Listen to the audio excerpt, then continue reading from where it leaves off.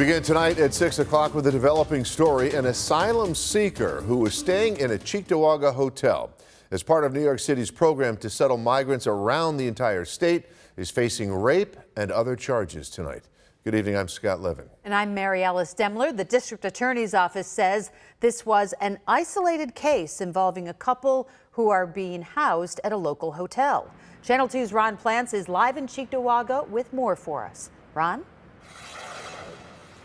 Scott, Mary Alice, this alleged incident said to have occurred actually last week at one of the hotels here in Cheektowaga. We understand about 570 migrants have been brought to Erie County here and elsewhere around the county. They were bused here by that third-party contractor known as Doc Go, and that is because of the overcrowded conditions they were seeing down in New York City. The Erie County District Attorney giving us specific details about this case today.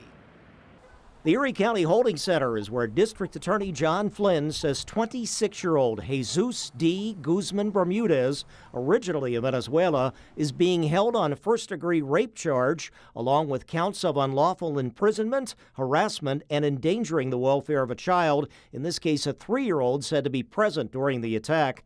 Flynn says a caseworker overseeing migrants' care reported the incident to Cheektowaga police, who investigated with special circumstances. And once we were able to break through the language barrier, we were able to put together an allegation that this woman had been raped by again, we don't know if they're married or if they're a boyfriend and girlfriend, but they obviously have a relationship. They have a child together. But the allegation is, even though they're a couple or have a relationship, it can still be rape, obviously. No means no. Around the world, the rights of women are not adhered to like they are here in the United States and in Western, Western countries. I mean, so, yeah. So if he thought that, it was okay to do what he did, well, obviously he thought wrong. Okay. And he's now going to be prosecuted under our rules. Flynn emphasizing this is an isolated incident. It's not like the allegation is that this defendant went out in town and raped and pillaged some person in Cheektowaga. I mean, that's not what happened here. I mean, they were a couple. They were known to one another. And it happened, in their hotel room where they were staying at.